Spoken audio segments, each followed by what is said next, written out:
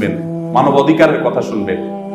মুহাম্মদ সাল্লাল্লাহু আলাইহি সাল্লামের মানবিক দিকগুলো যেগুলো তার জীবনে ছিল, তার জীবনে যে সমস্ত মানবাধিকারের নীতিমালা তিনি প্রণয়ন করে গেছেন এবং যেগুলোর বাস্তবায়ন তিনি করেছেন, আপনি যদি সেগুলোর উপরে পড়াশোনা করেন এবং ঘাঁটেন, আপনি অবাক হয়ে যাবেন যে ১৫০০ বছর আগের পৃথিবীতে মানুষ এটা কিভাবে বলতে পারে। আমি সবসময় একটা কথা বলি, সিরাত পাঠের আগে বা নবী সাল্লাল্লাহু আলাইহি সাল্লাম সম্পর্কে আলোচনা শোনা বা বলার আগে আপনাকে একটু থামতে হবে। আপনি কয়েক সেকেন্ডের জন্য চেষ্টা করতে হবে কল্পনার জগতে ১৫০০ বছর আগের পৃথিবীতে ফিরে যাওয়া, তারপর আপনি তার জীবনী পাঠ করা শুরু করবেন। তাহলে আপনি উপলব্ধি করতে পারবেন তার জীবনীর যে সমস্ত গুরুত্বপূর্ণ দিক আছে সেগুলো আমাদের জন্য কত বেশি তাৎপর্যপূর্ণ, এবং কম্পেয়ার করতে আপনার সুবিধা হবে। যেমন আজ শিক্ষার কথা আমরা সবাই বলি, শিক্ষার গুরুত্ব একজন রিক্সা চালক, একজন দিনমজুর, একজন খেটে খাওয়া শ্রমিক, একজন সাধারণ মানুষ, একজন অশিক্ষিত মানুষও বুঝেন যে শিক্ষা আজ খুবই গুরুত্বপূর্ণ একটা বিষয়। কিন্তু আপনি যদি ৫০ বছর আগের বাংলাদেশের বাস্তবতার কথা চিন্তা করেন, আমাদের বয়স তো খুব বেশি না, এখানে স্যারদের, প্রিন্সিপাল স্যার, ডাইরেক্টর স্যার, তারা আমার সাথে অনেক বেশি বয়সের সিনিয়র, অনেক স্যাররা আছেন এখানে অনেক সিনিয়র, আমি তাদের সন্তান বা ছোট ভাইয়ের বয়স। আমি আমার শৈশবে গ্রামীণ পরিবেশে যেহেতু বড় হয়েছে, আমি গ্রামের ছেলে, আমি দেখেছি যে অনেক বাবা মা সন্তানদের খেতে কাজ করাটাকে পড়ালেখা করার চাইতে অনেক দরকারি কাজ মনে করতেন। এখন হয়তো গ্রামে গঞ্জে খুঁজলে কিছু পাওয়া যাবে। তাহলে ৪০ বছর ৪৫ বছর আগের বাস্তবতা যদি এই হয়, তাহলে ২০০ বছর আগের বাস্তবতা এই দেশে কি ছিল? এভাবে আপনি ১৫০০ বছর আগের সেই আরবের বাস্তবতা যদি চিন্তা করেন, তখন পড়ালেখার মতো একটা বেহুদা কাজ, জ্ঞান অর্জন করার মতো একটা অপ্রয়োজনীয় কাজ, সেই সমাজের মানুষের কাছে একটা হাস্যকর কাজ, আনপ্রোডাক্টিভ একটা কাজ আরেকটা মনে হয়েছিল না। তখন জ্ঞান অর্জন করার চাইতে মানুষের কাছে বেশি গুরুত্বপূর্ণ ছিল পেশি শক্তি কার বেশি। কারো সন্তান হয়েছে, তাকে সবকিছুর আগে কিভাবে সে ঘোড়া চালাবে, কিভাবে সে তীর চালাবে, কিভাবে সে তরবারি চালাবে, কিভাবে সে বল্লম চালাবে, কিভাবে সে যুদ্ধ করবে, কিভাবে সে শারীরিক কসরত করে শক্তিশালী হবে, এই প্রচেষ্টাই ছিল। যুদ্ধ ছাড়া মারামারি, খুনাখুনি, রাহাজানি, দখলদারিত্ব, এগুলো ছাড়া তখন মধ্যপ্রাচ্যের, তখন ইসলাম পূর্ব আরবের মানুষের আর কোনো কাজ ছিল না। তাদের কাছে শিক্ষা সবচেয়ে অপ্রয়োজনীয় ছিল। ওই বাস্তবতায় দাঁড়িয়ে আমি এই জন্য বলেছি যে ১৫০০ বছর আগে চলে যেতে হবে আপনাকে। মুহাম্মদ সাল্লাল্লাহু আলাইহি সাল্লামকে নিয়ে আপনি যখন অধ্যয়ন করবেন, আপনি ফিরে যেতে হবে যে তিনি কোন বাস্তবতার কথা বলেছেন। আপনি এখন ২০২৪ সালে এসে জ্ঞান অর্জনের গুরুত্ব অনেক অনুধাবন করেছেন। পয়সা, পড়ালেখা ছাড়া কোনো কিছুই চলে না, গোটা পৃথিবী অচল জ্ঞান ছাড়া, বিজ্ঞান ছাড়া। এই পর্যায়ে দাঁড়িয়ে আপনি জ্ঞান বিজ্ঞানের অনেক ফজিলত, অনেক মর্যাদা, অনেক ওয়াজ, অনেক লেকচার আপনি দিতে পারবেন। কিন্তু ১৫০০ বছর আগে যেই সমাজে জ্ঞানের কোনো ২ পয়সার মূল্য ছিল না, সেই সমাজের মানুষের বুকের উপর দাঁড়িয়ে সর্বপ্রথম নির্দেশ আল্লাহর পক্ষ থেকে যখন আসে, ইকরা বিসমি রাব্বিকাল্লাযী খালাক, তখন বুঝতে আর বাকি থাকে না এটা কোনো মানুষের রচিত কোনো গ্রন্থ না, এটা মানুষের দেয়া কোনো কথা না, এটা মহান আল্লাহর দেয়া কথা। সেই জগদ্দল পাথর বুক থেকে, মানবতার বুক থেকে সরিয়ে শিক্ষার আলো সেখানে জ্বালিয়ে গোটা পৃথিবীর মানুষকে সর্বপ্রথম শিক্ষার সবচেয়ে বেশি গুরুত্ব। নামাজের ব্যাপারেও তখন নির্দেশ আসে নাই, রোজার নির্দেশে তখন আসে নাই, হজ করার নির্দেশও আসে নাই, যাকাত দেওয়ার নির্দেশ আসে নাই, বাবা মার প্রতি সদাচরণ নির্দেশ আসে নাই, প্রতিবেশীর সাথে সদাচরণ নির্দেশ আসে নাই। সবকিছুর আগে সর্বপ্রথম নির্দেশ এসেছে ইকরা বিসমি রাব্বিকাল্লাযী খালাক। আপনার কাছে কি বিষয়টা স্বাভাবিক মনে হয়? ১৪০০-১৫০০ বছর আগে, ১৪৫০ বছর আগের পৃথিবীতে একটা সমাজের মানুষকে প্রথম এমন এক নির্দেশ দেওয়া হচ্ছে যে নির্দেশের কোনো গুরুত্ব সমাজের মানুষের কাছে নাই, এবং এটা দিয়েই শুরু করা হচ্ছে। নবী করিম সাল্লাল্লাহু আলাইহি সাল্লাম তিনি তার সেই মানবিক যে মুহাম্মদ সাল্লাল্লাহু আলাইহি সাল্লামের যে রূপ, আমরা নবী মুহাম্মদ সাল্লাল্লাহু আলাইহি সাল্লামকে অনেকে জানি, মানবিক মুহাম্মদ সাল্লাল্লাহু আলাইহি সাল্লামকে আমরা অনেকে জানি না। আমি সবসময় এই কথাটি বলি, আজ মানবাধিকার নিয়ে কথা বলা এটা একটা ফ্যাশনে পরিণত হয়েছে, এটা একটা স্টাইল, এটা বলতে বেশ সুন্দর শোনা যায়, শুনতে বেশ ভালো লাগে। মানবাধিকারের কথা, শ্রমিকের অধিকার, নারীর অধিকার, এগুলো বললেই শরীরের মধ্যে একটা ভাব চলে আসে, তাই না? যে অধিকার নিয়ে কথা বলছে, লোকটা খুব আধুনিক, খুব স্মার্ট, লোকটা খুব সময় সচেতন, লোকটা খুব মানবিক, লোকটা খুব মানবতাবাদী। আপনারা আমার চেয়ে নিশ্চয়ই অনেকে ভালো জেনে থাকবেন, আজ পৃথিবীতে আমাদের দেশেও অনেক মানুষ মানবাধিকারের অনেক সুন্দর সুন্দর সবক শোনায়, বুলি আওড়ায়, কিন্তু এগুলো সবগুলো হলো বিভিন্ন এমবাসি থেকে পাওয়া, বিদেশিদের কাছ থেকে পাওয়া বিভিন্ন প্রজেক্টের টাকা হালাল করার জন্য। জাস্ট বিভিন্ন অধিকার নিয়ে কাজ করবে, অ্যাক্টিভিজম করবে, নানা কাজ কাম করবে, এবং সেগুলো দেখিয়ে বিভিন্ন বাজেট তারা সেখান থেকে নিবে। আবার অনেকে আছেন যে আমরা আমাদের মানবিক দিকগুলো জাহির করছি, বিশেষ করে যারা সোশ্যাল অ্যাক্টিভিস্ট, তারা মানবিক কাজগুলো অনেকেই করে থাকেন। এই যে ফেনীতে, লক্ষ্মীপুরে, কুমিল্লাতে যে ভয়াবহ বন্যা মাত্র হয়ে গেল, অনেক মানুষ আছেন যারা কষ্ট করে ঢাকা থেকে, চট্টগ্রাম থেকে অনেক কষ্ট করে গেছেন, সেখানে অনেক কাজ করেছেন। তার দিন শেষে টার্গেট ছিল সেখানে গিয়ে একটা সেলফি তোলা, কিছু লাইক কমেন্টের ব্যবসা করা। এরকম অনেক মানুষ আছে না, যে সেখানে গিয়ে একটা ছবি তোলা, একটা লাইভ করা তার টার্গেট। কিন্তু নবী করিম সাল্লাল্লাহু আলাইহি সাল্লাম যখন মানবাধিকারের কথা বলেছেন, তখন পৃথিবীতে কোন প্রজেক্টের লোভে কোন মানুষ মানবাধিকারের কথা বলা তো দূরের কথা, তখন সেই কথাগুলো বলা ছিল সে সমাজে নিজের অস্তিত্বকে হুমকির মধ্যে ফেলে দাও। মেয়ে হিসাবে জন্মগ্রহণ করা যে সমাজে অপরাধ হিসাবে গণ্য করা হতো, নারী হিসাবে জন্মগ্রহণ করেছে এটাকে একটা দর্শনীয় বিষয় মনে করা হতো। নিজের বাবা নিজের কন্যা সন্তান মেয়ে কেন হলো, যুদ্ধে তো আমার সাথে যেতে পারবে না, এই সন্তান দিয়ে তো আমার কাজে লাগবে না, সেজন্য তাকে জীবন্ত পুঁতে ফেলতো যে সমাজ, সেই সমাজের বুকের উপর দাঁড়িয়ে মুহাম্মদ সাল্লাল্লাহু আলাইহি সাল্লাম শুধু নারীকে রক্ষা করেন নাই, আকাশে তুলে রেখে গেছেন। তিনি বলে গেছেন, কোন বাবা যদি দুটি কন্যা সন্তানকে সঠিকভাবে লালন পালন করে, কোনো বৈষম্য না করে, কোনো অবিচার না করে, সঠিকভাবে তাদের তদারকি করে, সুসন্তান বানায়, আল্লাহর সাথে পরিচিত করায়, ঈমান তার ভিতরে প্রথিত করে, কোন প্রকার জুলুম অবিচার না করে, এক কথা সদাচরণ করে, দায়িত্বশীল অভিভাবকের দায়িত্বটা যদি পালন করে, দুটি কন্যা সন্তানের এরকম দায়িত্ব নিলে নবী করিম সাল্লাল্লাহু আলাইহি সাল্লাম সেই ব্যক্তির জান্নাতের গ্যারান্টি এবং নবীর সাথে জান্নাতে থাকার গ্যারান্টি দিয়েছেন। আমি প্রায় কম্পেয়ার করে বলার চেষ্টা করি, এখানে অনেকে আলেমারা আছেন, ওলামা ইকরাম অনেকে আছেন, নবী করিম সাল্লাল্লাহু আলাইহি সাল্লামের হাদিসের ভান্ডার থেকে আপনি একটি হাদিসও খুঁজে পাবেন না যে দুটি কন্যা সন্তানকে লালন পালন করলে এত মর্যাদার কথা আল্লাহ নবী বলেছেন। তার বিপরীতে 1 ডজন ছেলে সন্তান লালন পালন করলে নবী সাল্লাল্লাহু আলাইহি সাল্লাম জান্নাতের বারান্দায় জায়গা থাকবে, এরকম কথা বলেন। অর্থাৎ মেয়ে হিসাবে জন্মগ্রহণ করার পর তার বাঁচার অধিকার আছে, এই কথা মুহাম্মদ সাল্লাল্লাহু আলাইহি সাল্লাম বলে থামেন নাই। সমাজের সবচেয়ে বেশি সম্মানের সাথে, মর্যাদার সাথে বাঁচার অধিকার তাকে দিয়ে গেছেন। অবাক করা বিষয় হলো, ইমাম মালিক রাহমাতুল্লাহ আলাইহি বলতেন, আল আম্বিয়া ওয়া আবুল বানাত। নবী সাল্লাল্লাহু আলাইহি সাল্লাম শুধু নীতি বাক্য শুনে, থিওরি দিয়ে, নীতি বাক্য শুনিয়ে বা থিওরি দিয়ে যান নাই। আল্লাহ রাব্বুল আলামিন আমাদের নবী সাল্লাল্লাহু আলাইহি সাল্লামকে বেশ কয়েকটা ছেলে সন্তান দিয়েছেন, কিন্তু তাদের সবাইকে নিয়ে গেছেন কখন? একেবারে শৈশবে, শিশুকালে। তার 4টি কন্যা সন্তান বড় হওয়া পর্যন্ত বেঁচে ছিলেন, স্বাভাবিক জীবন যাপন করেছেন, এবং তারাও ছেলে সন্তানের মা হয়ে দুনিয়া থেকে গেছেন, তারা সবাই কন্যা সন্তান। তিনি কন্যাদের অধিকার, মেয়েদের অধিকারের ব্যাপারে শুধু কথা বলেছেন তা নয়, যেহেতু তার পুরো লাইফটা আল্লাহ রাব্বুল আলামিন, আমাদের সবার জীবনে আল্লাহর কর্তৃক নিয়ন্ত্রিত, আল্লাহ রাব্বুল আলামিন তার হাবিব, তার রাসূলের জীবনে, তার সংসারে, তার ঘরে ছেলে সন্তান রাখেনি নেই, যেগুলোকে বাঁচিয়ে রেখেছেন সবগুলো কন্যা সন্তান। অর্থাৎ মেয়েদের অধিকারের ব্যাপারে শুধু তিনি কথা বলেছেন তা নয়, তার ঘরে সেটার ইমপ্লিমেন্ট তিনি করেছেন এবং বাস্তবায়ন করেছেন। ফাতেমা রাদিয়াল্লাহু তাআলার প্রতি তার যে মমতা, অন্যান্য কন্যা সন্তানদের প্রতি যে মমতা, এগুলো এক একটা নিয়ে 2-4-5 ঘন্টা লেকচার দেওয়া যাবে। ঘন্টাকে ঘন্টা আপনি অধ্যয়ন করে শেষ করতে পারবেন না যে বাবা হিসাবে কি করেছে। এক ব্যক্তি নবী সাল্লাল্লাহু আলাইহি সাল্লামের কাছে এসেছেন, এসে দেখলেন যে নবী সাল্লাল্লাহু আলাইহি সাল্লাম তার নাতি হাসান এবং হুসাইন রাদিয়াল্লাহু তাআলাকে চুমু দিচ্ছেন, আদর করছেন। তখন সেই সাহাবী অবাক হয়ে বললেন, হে আল্লাহর রাসূল, আমার অনেকগুলো সন্তান আছে, আমি তো এদের কখনো আদর করিনি। সেই 1500 বছর আগের মানুষের যে কালচার ছিল, সেই কালচারের কথা বলা হচ্ছে, যে এভাবে আদর করার কালচার সে তখনকার মানুষের কাছে ছিল না, মানুষ জানতো না।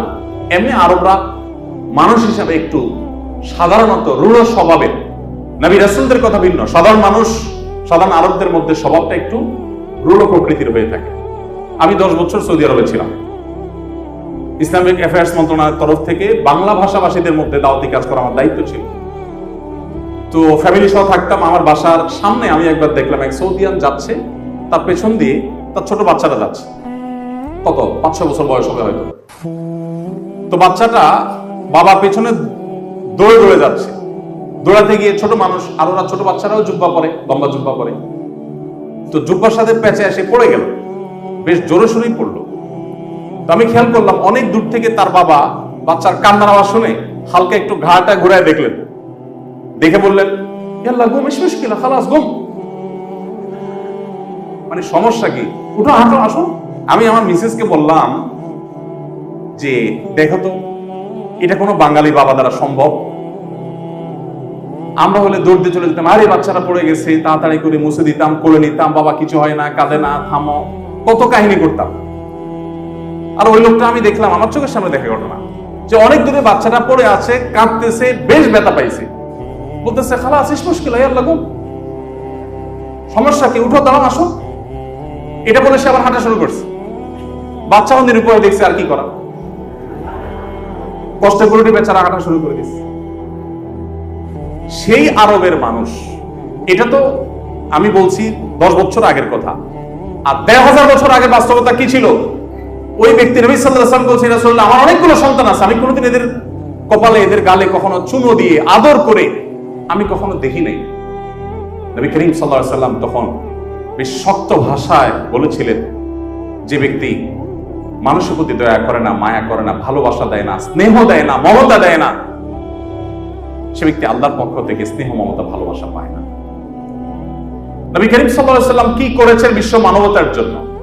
নীতিবাক্য বলা বহু মানুষ আপনি পাবেন, থিওরি দেওয়া বহু মানুষ আপনি পাবেন, একটি বিষয় দেখাতে পারবেন না যে মুহাম্মদ সাল্লাল্লাহু আলাইহি ওয়াসাল্লাম শুধু থিওরি দিয়ে গেছেন। তিনি যেগুলো থিওরি দিয়ে গেছেন তার সবগুলো বাস্তবায়ন করে গেছেন। মাত্র যে বললাম মদিনায় আসার পর 10 বছর স্বাভাবিক জীবন যাপন করার সুযোগ পেয়েছেন, তাও প্রতি বছর যুদ্ধ, এক না একাধিক, প্রতি রাত তাকে টেনশন নিয়ে ঘুমাতে যেতে হতো। এত চাপের মধ্যে ভেতরের চাপ মদিনার ইহুদিদের, মুনাফিকদের, বাহিরের চাপ মক্কার মুশরিকদের, আর আরো দূরের চাপ রোমানদের, বিভিন্ন অনারব শাসকদের, রাজাদের। এত কিছুর পরও নবী করিম সাল্লাল্লাহু আলাইহি ওয়াসাল্লাম, তাকে আপনি দেখবেন যে তিনি তার এই জীবনে যা বলেছেন তার সবগুলো তিনি ইমপ্লিমেন্ট করে গেছেন, বাস্তবায়ন করে গেছেন সাল্লাল্লাহু আলাইহি ওয়াসাল্লাম। সম্মানিত উপস্থিতি, নবী করিম সাল্লাল্লাহু আলাইহি ওয়াসাল্লামের যে মানবিক দিকগুলো ছিল তার জীবনে, আপনারা একটা ঘটনা সবাই জানেন। যখন তিনি হেরা গুহায় সর্বপ্রথম জিবরিলের সাথে তার সাক্ষাৎ হলো, জিবরিল যখন তাকে 3টা চাপ দিলেন ইকরা বিসমি রাব্বিকাল্লাযী খালাকা বলার আগে, তখন তিনি এতটাই ভড়কে গেলেন, কারণ হেরা গুহায় যারা গিয়েছেন মক্কায় তারা বলতে পারবেন, আমার এখনো উঠার সাহসই হয়নি, অনেকে উঠে মাশাআল্লাহ, এত উপরে, এখনো সেখানে নির্জন, কারণ পাহাড়ের চূড়ায় মানুষজন কোত্থেকে থাকবে, আর তখন তো এসব জায়গায় কোনো বসতি ছিল না মানুষের। এরকম নির্জন জায়গায় ফেরেশতা জিবরিলের চাপ, তার সাথে সাক্ষাৎ, এত বিশাল আকার সৃষ্টি, এগুলো দেখে নবী সাল্লাল্লাহু আলাইহি ওয়াসাল্লাম ভড়কে গেছেন। বাসায় এসে তার স্ত্রী খাদিজা রাদিয়াল্লাহু আনহাকে যখন বললেন যে আমাকে চাদর দিয়ে মোড়াও, আমার গায়ে জ্বর এসেছে, আমি ভয় পেয়েছি, আমার জীবন বিপন্ন হওয়ার আশঙ্কা করছি আমি, তখন আব্বাজান খাদিজা রাদিয়াল্লাহু আনহা কি বলেছিলেন? হাদিসটা আপনারা অনেকেই জানেন। তিনি বলেছেন, কাল্লা লা ইউখজিকাল্লাহু আবাদা, কোশ্চেন কালেও আপনি কখনো চিন্তা করবেন না, আল্লাহ আপনাকে কখনো অপমানিত করবেন না, এটা হতে পারে না। কেন? কারণ ইন্নাকা লাতাসিলুর রাহিম, কারণ আপনি আত্মীয়তার বন্ধনগুলোকে সম্পর্কযুক্ত করেন, আপনি আত্মীয়তার সম্পর্কগুলোকে জোড়া দেন। কেউ কারোর আত্মীয়র সাথে সম্পর্ক ছিন্ন করলে আপনি সেখানে গিয়ে জোড়া লাগানোর জন্য ভূমিকা রাখেন। এবং ওয়াতাহমিলুল কাল, আপনি কারোর মাথার বোঝা খুব ভারী হয়ে গেলে তার বোঝাটা আপনি বহন করে দেন। কেউ ঋণের বোঝা জর্জরিত হলে তার ঋণের বোঝাকে হালকা করার জন্য আপনি ভূমিকা রাখেন। ওয়াতাকসিবুল মাদুম, যার কিচ্ছু নেই তাকে আপনি উপার্জন করে দেওয়ার, তার সম্পদ আহরণ করে দেওয়ার, জোগাড় করে দেওয়ার উদ্যোগ আপনি নেন। ওয়াতাকরিদ দাইফ, আপনি মেহমানের মেহমানদারি করেন। আমরা হয়তো মনে করবো এটা আবার এমন কি বিষয়, মেহমানদারি করে এখন তো কোনো ব্যাপারই না, আমরা তো সবাই মেহমানদারি করি, আমাদের সমাজে এমন কে আছে মেহমানদারি করি না? এই জন্য আমি বললাম, আপনাকে নবী সাল্লাল্লাহু আলাইহি ওয়াসাল্লামকে মূল্যায়ন করতে হলে, তাকে নিয়ে আপনাকে অধ্যয়ন করতে হলে, আপনাকে ফিরে যেতে হবে ১৫০০ বছর আগের পৃথিবীতে, যে পৃথিবীতে 2-3 মাসেও অনেক বাসায় মানুষের চুলায় আগুন জ্বলতো না। খোদ নবী করিম সাল্লাল্লাহু আলাইহি ওয়াসাল্লামের বাসায় 2-3 মাসে একবার আগুন জ্বলতো না অনেক সময়। তাহলে কি খেয়ে বেঁচে থাকতেন? ওই যে হয় শুকনা খেজুর আর পানি, এই দুটি ছাড়া তৃতীয় কোনো খাবার ছিল না। মাসকে মাস এভাবে খেয়ে বেঁচে থাকতে হতো। মানুষ খাবার আজকের মতো এত খাবার কথা কল্পনা করতে পারতো না। সেই জায়গায় সেই সমাজে নবী করিম সাল্লাল্লাহু আলাইহি ওয়াসাল্লামের কাছে কোনো মেহমান আসলে মেহমানদের খাবার দেওয়ার ক্ষেত্রে তার কোনো কার্পণ্য ছিল না। এবং তার সাহাবীদের বহু ঘটনা আছে যিনি তাদেরকে এমন ভাবে গড়েছিলেন যে তারা খুব বেশি মেহমান নওয়াজ ছিলেন, অতিথি পরায়ণ ছিলেন। তো খাদিজা রাদিয়াল্লাহু তাআলা বলেছেন, আপনি তো খুব অতিথি পরায়ণ, নিজের বাসায় কোনো খাবার না থাকলে অতিথিকে আপনি কখনো না খাইয়ে ছাড়েন না, জোগাড় করেই ছাড়েন। মানুষকে খাওয়ানো সহজ কাজ আজ, কারণ আমার বাসা অনেক কিছু আছে, সেখান থেকে একটু খাওয়ালাম, কিন্তু আছেই অল্প কিছু, তার আমি না খেয়ে ক্ষুধার্ত থেকে সারা রাত মেহমানকে খাওয়ালাম, এটা সহজ বিষয় না। নবী সাল্লাল্লাহু আলাইহি ওয়াসাল্লামের জীবনের একটা বড় অংশ এভাবে পার হয়েছে। এরপর তিনি বলেছেন, ওয়াতাইনু আলা নওয়াইবিল হক, মানুষের অধিকার আদায়ের জন্য আপনি কাজ করেন। যেহেতু আপনি এত বেশি মানবিক উদ্যোগ গ্রহণ করেন, অতএব আপনাকে আল্লাহ তাআলা কখনো বেইজ্জত করবেন না, লাঞ্ছিত করবেন না। তিনি মানবতার উপকারের জন্য, মানুষের আর্থিক যে সমস্ত চাহিদা আছে সেগুলো পূরণ করবার জন্য, অভাবী গরিব দুস্থ মানুষদের পাশে দাঁড়াবার জন্য যাকাতের বিধান তার পক্ষ থেকে আমাদের জন্য আরোপ করেছেন। সাদাকা দিয়েছেন, কোরবানি দিয়েছেন, মানত দিয়েছেন, কাফারা দিয়েছেন, এবং বিভিন্ন পশু জবের যে উদ্যোগ হালাল সেটা বিধান দিয়েছেন, ওয়াকফের বিধান দিয়েছেন, ওসিয়তের বিধান দিয়েছেন, দানের বিধান দিয়েছেন, ঋণ দেওয়ার ফজিলত বর্ণনা করেছেন, এবং এতিম গরিব বিধবা তাদের দায়িত্বভার গ্রহণ করার ফজিলত বর্ণনা করেছেন, উৎসাহ দিয়ে গেছেন। এবং যত রকমের কল্যাণমূলক কাজ আছে, মসজিদ নির্মাণ, মানুষকে পানি পান করানো, কূপ খনন করা, রোজাদারকে ইফতার করানো, তালেবে ইলমদের খানা খাওয়ানো, এতেকাফকারীদের খেদমত করা, মসজিদের আবাদ করা, সমাজের নানামুখী কাজ করা, বিপন্ন মানবতার পাশে দাঁড়ানো, বিধবাদের বিশেষ করে দায়িত্বভার গ্রহণ করা, এরকম শত সহস্র আইটেম বলা যাবে। এমনকি বন্দীদেরকে খাবার দেওয়ার উদ্যোগ গ্রহণ করা, শত সহস্র আইটেম তিনি বের করেছেন এবং সেগুলো ইমপ্লিমেন্ট করেছেন মানবতার মুক্তির জন্য, মানবতার উপকারের জন্য, মানবিক উদ্যোগ হিসাবে। মানবিক মুহাম্মদ সাল্লাল্লাহু আলাইহি ওয়াসাল্লাম তার যে জীবনের মানবিকতার দিকগুলো আছে, শুধু এগুলো নিয়ে যদি আপনি অধ্যয়ন করেন, আপনি অবাক হয়ে যাবেন। এই সবগুলো তিনি শুধুমাত্র আবাদ করে যান নাই, শুধুমাত্র সমাজের মানুষকে বলে যান নাই, তত্ত্ব দিয়ে যান নাই, তিনি তার প্রত্যেকটি নিজে হাতে বাস্তবায়ন করে তারপরে পৃথিবীতে গেছেন।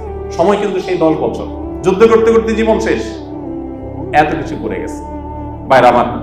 তো সেই নবী করিম সাল্লাল্লাহু আলাইহি ওয়াসাল্লাম সম্পর্কে আমাদের জানা প্রয়োজন আছে না নাই? আলোচনা করতে করতে হয়তো অনেক দিক চলে যেতে পারবো, অনেক আলোচনা করতে পারবো। আমার মনে হয় আমরা কনক্লুশনে চলে আসি। নবী করিম সাল্লাল্লাহু আলাইহি ওয়াসাল্লাম তার চাইতে উত্তম কোনো আদর্শ, তার চাইতে উত্তম কোনো মডেল, কোনো বিকল্প আমাদের জন্য, গোটা বিশ্বের মানুষের জন্য আর কেউ হতে পারে না। এটা একজন মুসলমান হিসেবে শুধুমাত্র ভক্তি বিশ্বাসের বিষয় না, এটা বাস্তবতা। দেখুন, আজ আমরা বৃক্ষরোপণের অনেক ফজিলত জানি, তাই না? আমি একবার একটা টেলিভিশন প্রোগ্রামে একজন বাংলাদেশের নামকরা একজন স্থপতি, পাশাপাশি তিনি পরিবেশবিদ, তার সাথে একটা প্রোগ্রামে একসাথে ছিলাম। তো আমার পালা যখন আসলো, আমি পরিবেশ নিয়ে কিছু কথা বলার যখন সুযোগ আসলো, আমি পরিবেশ সম্পর্কে কয়েকটা হাদিস শোনালাম। আমার বক্তব্য শেষ করার পর অনুষ্ঠানের ফাঁকে সে ভদ্রলোক, সে স্থপতি এবং পরিবেশবিদ, তিনি আমাকে বললেন, হুজুর, আমি তো মুসলমান, খুব প্র্যাকটিসিং, 5 ওয়াক্ত নামাজ কালাম পড়ি, কিন্তু আমি জীবনে এগুলো শুনি নাই। পরিবেশ সম্পর্কে আমার নবী এই সমস্ত কথা বলে গেছেন। এখন এই পর্যায়ে এসে ফ্যাক্টরি রেভলিউশনের পর যত্রতত্র কলকারখানা করে কালো ধোঁয়ার মাধ্যমে, কলকারখানার বর্জ্যের মাধ্যমে গোটা পৃথিবীকে বাস অযোগ্য করে তোলার পর এখন পৃথিবীর সবচেয়ে বেশি বাজেট হয়ে থাকে পরিবেশের জন্য। গোটা বিশ্বের সব দেশগুলো এখন পরিবেশের জন্য সবচেয়ে বেশি বাজেট দিচ্ছে এবং পরিবেশ নিয়ে সবচেয়ে বেশি তারা কনসার্ন। কিন্তু আপনি চিন্তা করুন তো, ফ্যাক্টরি রেভলিউশন হয়েছে কতদিন হয়েছে? বেশি দিন আগের কথা না। পৃথিবীতে যখন এই কলকারখানা হয় নাই, যখন এগুলোর বর্জ্য, তারপরে ধোঁয়া, কালো ধোঁয়া এবং নানাবিধ কারণে পৃথিবীর পরিবেশ যখন নষ্ট হয়নি, সেই পৃথিবীতে 1450 বছর আগের পৃথিবীতে বৃক্ষরোপণ করার গুরুত্ব বর্ণনা করার কি প্রয়োজন ছিল? অবাক করা ব্যাপার না? এখন বৃক্ষরোপণের গুরুত্ব আমরা বুঝি। তখনকার মানুষ তো বৃক্ষরোপণের বৈজ্ঞানিক উপকারিতাও জানতো না, আবার প্রয়োজনীয়তা এতটা ছিল না, কারণ পরিবেশ নষ্ট হয়নি। সেই পৃথিবীতে তিনি বৃক্ষরোপণ সম্পর্কে যে সমস্ত কথা বলে গেছেন, এখনকার পরিবেশবিদদের জন্মেরও শত সহস্র বছর আগে তিনি যা বলে গেছেন, এখনো পরিবেশবিদরা সেগুলো কল্পনা করতে পারে না। তিনি বলে গেছেন, কারোর হাতে যদি কোনো গাছের চারা থাকে, তিনি রোপণ করতে যাচ্ছেন, আর প্রতিমধ্যে তিনি যদি দেখেন যে ইসরাফিল, যিনি সিংহা ফুৎকার দিয়ে গোটা সৃষ্টি জগৎ ধ্বংসের দায়িত্বে নিয়োজিত, তিনি সে দায়িত্ব পালন করার জন্য প্রস্তুতি নিচ্ছেন, অর্থাৎ আল্লাহর নির্দেশে সুইচ টিপ দিবেন এবং গোটা সৃষ্টি জগৎ ধ্বংস হয়ে যাবে, সে সুইচ টিপ দেওয়া বা সিংহা ফুৎকার দেওয়ার জন্য তিনি প্রস্তুতি নিচ্ছেন। এমন অবস্থায় তোমার হাতে থাকা গাছের যে চারা আছে, এটা লাগাতে গিয়ে তোমার যদি মনে হয় যে লাগিয়ে এখন আর কি লাভ হবে, এখনই তো সব তুলার মতো সব ভেঙে চুরমার হয়ে ধ্বংস হয়ে যাবে, এই গাছের চারা থাকবেই তো না, তাহলে লাগিয়ে কি লাভ হবে, এই চিন্তা তুমি না করে ওই রকম পরিস্থিতিতে তুমি গাছের চারাটি রোপণ করে ফেলবে। তুমি রোপণ করে ফেলেছো, সেটা ঠিক হোক আর না ঠিক হোক, তোমার প্রচেষ্টার কারণে আল্লাহর কাছ থেকে তুমি রিওয়ার্ড পাবে, সওয়াব পাবে। দেখুন, নবী করিম সাল্লাল্লাহু আলাইহি ওয়াসাল্লাম বলেছেন, তুমি যদি কোনো গাছ লাগাও, তোমার সে গাছ থেকে কোনো পশু, কোনো পাখি, কোনো পোকা, কোনো মাকড়, কোনো কিছু যদি খায়, কোনোভাবে উপকৃত হয়, তাহলে তুমি তাদেরকে খাদ্য দানের যে সওয়াব, যে রিওয়ার্ড, যে বিনিময়, এটা আল্লাহর কাছ থেকে পাবে। আমি একবার জিনাদের এক মাহফিলে একজন সেখানকার স্থানীয় জনপ্রতিনিধি ছিলেন, তো প্রসঙ্গত ওনাকে আমি একটু রসিকতা করে বললাম যে, ভাই, আপনি অনেক বড় নেতা মানুষ, মাশাআল্লাহ, এবং বহু মানুষকে আপনি খাবার খাওয়ান, অনেক টাকা পয়সা দেন, রাজনৈতিক কারণে, ভোটের জন্য, নোটের জন্য, নানা কারণে আপনারা দেন এগুলো। বাট আমার জিজ্ঞাসা হলো, আপনি জীবনে 2000 পিপিলিকাকে একবেলা দাওয়াত করে খাওয়াতে পারবেন কিনা?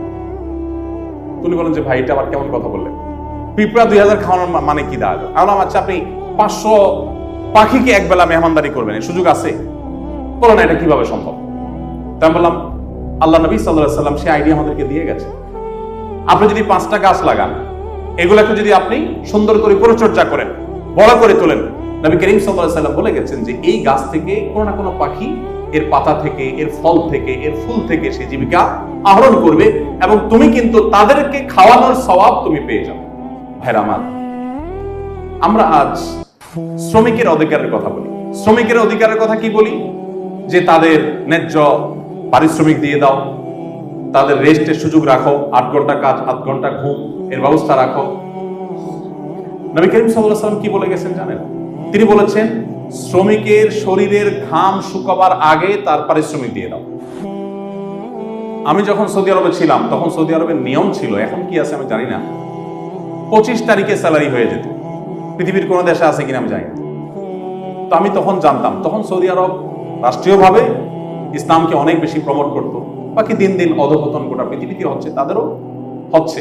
এখন পরিস্থিতি কোথায় দাঁড়িয়ে আছে আমি জানি না, তবে 5-7 বছর আগেরও কথা আমি জানি যে 25 তারিখে স্যালারি হওয়ার রাষ্ট্রীয় নিয়ম ছিল। আমি একটু অবাক হয়ে গেলাম প্রথম যাওয়ার পর, ভাই 25 তারিখে স্যালারি কাহিনী কি?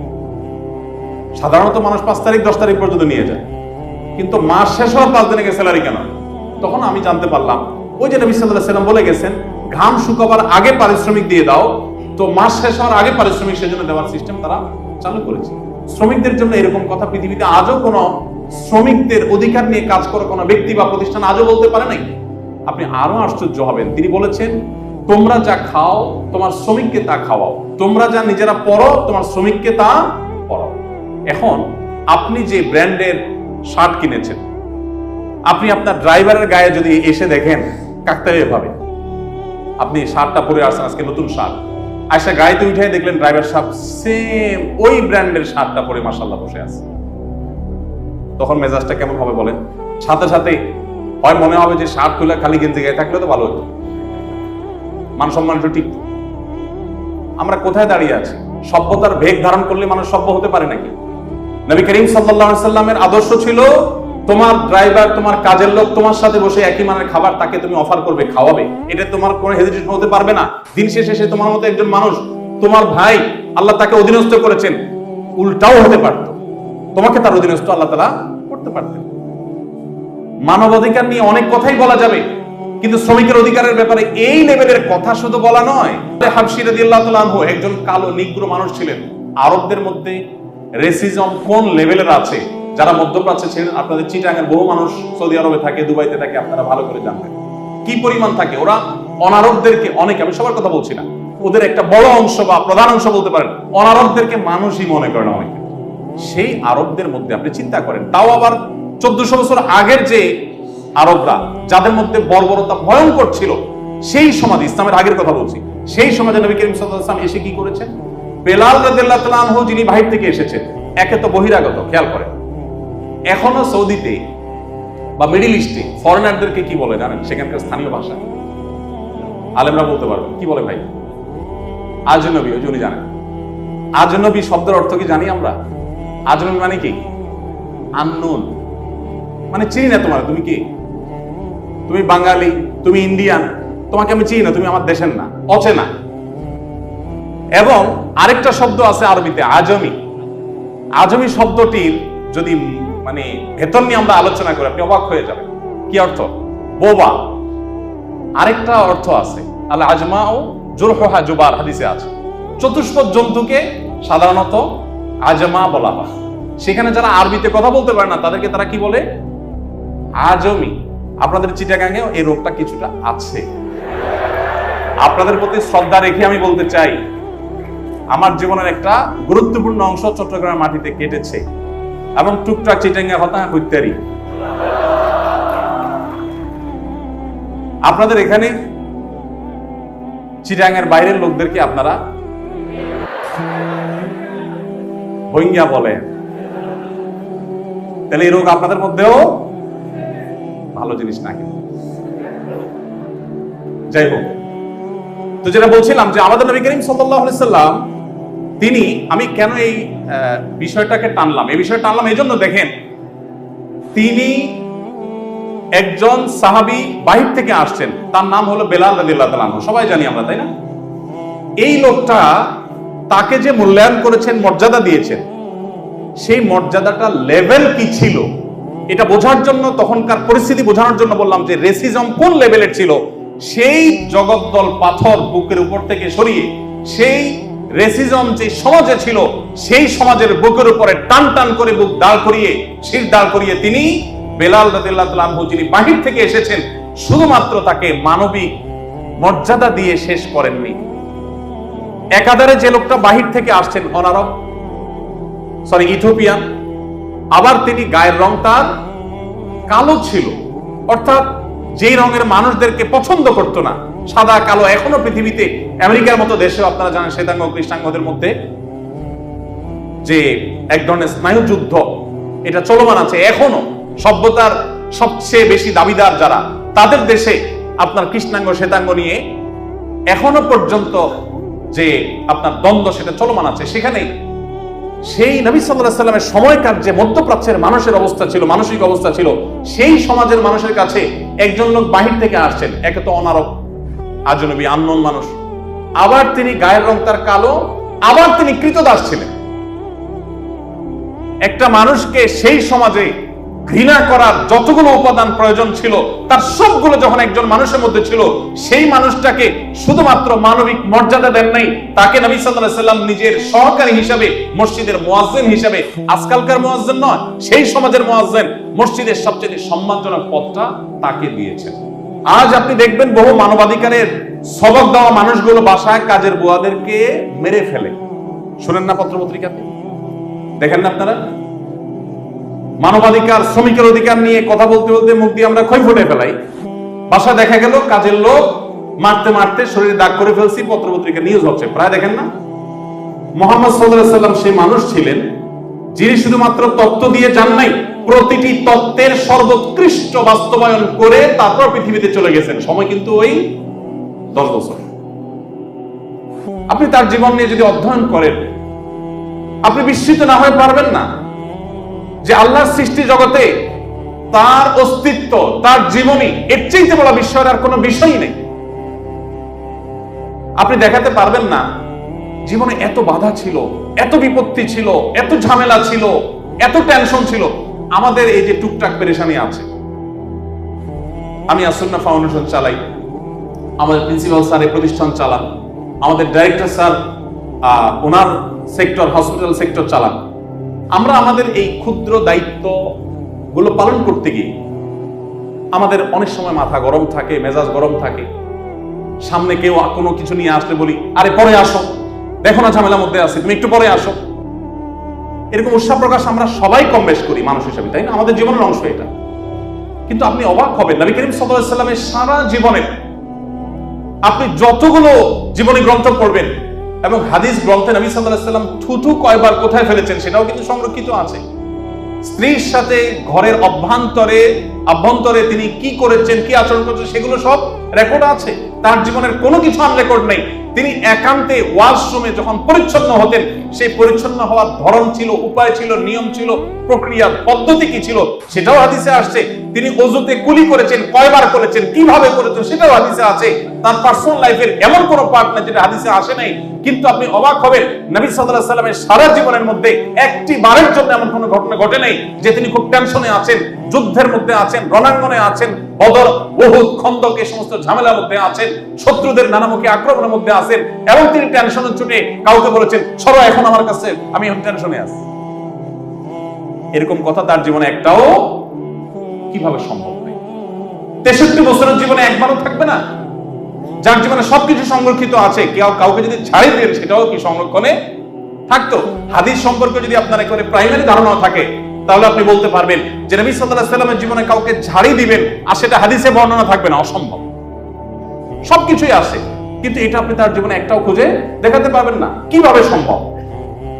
কিভাবে সম্ভব বলেন? 2024 সালের এই বাস্তবতা, এই পৃথিবীতে দাঁড়িয়ে আমরা কত টেনশনে থাকি।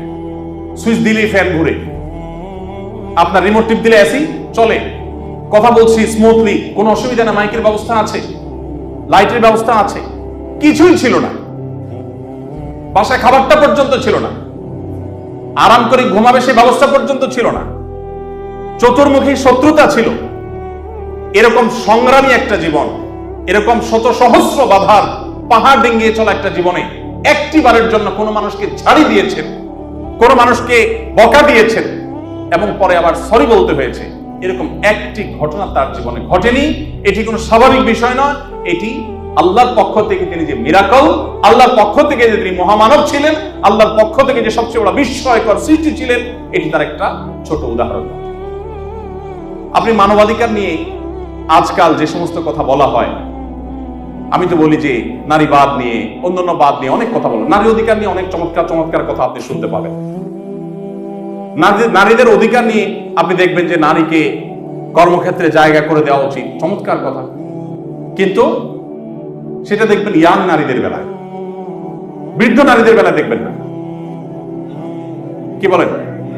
দেখবেন পশ্চিমা পৃথিবীতে যারা আমাদেরকে এগুলো সবক দেয়, তাদের দেশে বৃদ্ধ নারীদের বেলায় তাদের একমাত্র ডিসিশন হলো বৃদ্ধাশ্রম। আর কোন বিকল্প আছে তাদের কাছে? কিন্তু আমার মুসলমানের কাছে কি বিকল্প আছে বলেন তো? আমার মুসলমানদের সমাজে আমার নবী সাল্লাল্লাহু আলাইহি ওয়াসাল্লাম যে আদর্শ শিক্ষা দিয়ে গেছেন, সে আদর্শের শিক্ষার কারণে আমাদের সমাজে নারীর জীবনের সবচেয়ে উপভোগ্য টাইমটা থাকে, সবচেয়ে সুখকর সময়টা থাকে তার বার্ধক্যের সময়। শূন্য, সামন্ত, ছেলে ফেলে, নাতিপুতি সব চারপাশে ঘিরে থাকে, ভাবটাই অন্যরকম। যৌবন বয়সের স্বামীর সংসারে টুকটাক ঝামেলা ছিল, ননদ, দেবর, শাশুড়ি, নানান কাহিনী ছিল। মাগার যখন বৃদ্ধ হয়ে গেছে, এখন সারা জীবন ডিস্টার্ব করা স্বামীটাও এখন বিড়ালের মতো সোফার এক কোণে চুপচাপ বসে থাকে। কেন বসে থাকে? কারণ তাকাইলে দেখে ছেলে ডানে, মেয়ে ডানে, ছেলের ঘরের নাতি, মেয়ের ঘরের পুতি, সব চারপাশে ঘেরা। বুড়ির যে পাওয়া, তাতে বেচারা চুপচাপ মিসকিনের মতো বসে থাকে সোফার এক কোণে। আমাদের সমাজে নারীর অধিকার নবী করিম সাল্লাল্লাহু আলাইহি ওয়াসাল্লাম এমন ভাবে প্রতিষ্ঠা করে গেছেন, নারীর জীবনে যত তার বয়স হবে তত তার মর্যাদা বাড়বে, তত তার মূল্য বাড়বে, তত তার গুরুত্ব বাড়বে, সংসারে তার আধিপত্য বাড়বে, তার কর্তৃত্ব বাড়বে, তার মর্যাদা বাড়বে। আর তোমরা যে নারীর অধিকারের কথা আমাদেরকে সবক শোনাতে আসো, তোমার সমাজে নারীর নিগ্রহের যে পরিমাণ, যে রেশিও, নির্যাতনের যে হার, সেটা আমরা সবাই জানি আজ গুগলের এই সময়, অনলাইনের এই সময়। আমি সেজন্য বলি, হে মুসলমানের সন্তান, হে আমার ভাই, আপনাকে কোনো নীতিবাক্যের সবক মুহাম্মদ সাল্লাল্লাহু আলাইহি সাল্লামের উম্মত হিসাবে আপনাকে পৃথিবীর কোন সভ্যতার কাছ থেকে ধার নেওয়ার কোনো প্রয়োজন নেই। আপনি নিজে এত সমৃদ্ধ, আপনি এত রিচ, আপনি জানেন না? আপনার মানবাধিকারের প্রয়োজন, আপনার পশুর অধিকার প্রয়োজন। পশুর অধিকার নিয়ে তিনি কি করে গেছেন? কোন পশুকে যদি জবে করেও তোমার খেতে হয়, ছুরি ভালো করে ধার দিয়ে নাও। এক সাহাবী, এক ব্যক্তি, তিনি ছাগল শুইয়ে পায়ের নিচে চেপে ধরে আরেক হাতে চাকু ধার দিচ্ছেন। নবী সাল্লাল্লাহু আলাইহি ওয়াসাল্লাম দেখে তাকে ধমক দিয়ে বললেন, তুমি কি তাকে জবে করে মারার আগে আরো কয়েকবার মারতে চাও? কেন তুমি আগে থেকে ছুরি ধার দিয়ে আনো নাই? এখন গলার উপরে পাড়া দিয়ে তারপর তুমি ছুরি ধার দিচ্ছ। আরেকজনকে পিপিলিকা মারতে দেখেছেন, আগুন দিয়ে পোড়াচ্ছে। তিনি বলেছেন, লা ইউআযযিবু বিন-নার ইল্লা রাব্বুন নার। আগুন দিয়ে শাস্তি দেওয়া শুধু আগুনের সৃষ্টিকর্তার সাজে, আর কারো সাজে না। কোন প্রাণী, কোন সৃষ্টি যদি তোমার উপদ্রবের কারণ হয়, তুমি মেরে ফেলো, নিধন করো, কিন্তু নির্মম ভাবে তুমি তাকে মারবে আর এনজয় করবে, ফুর্তি করবে, এটা তোমার কখনো স্বভাব হতে পারে না এজ এ মুসলিম।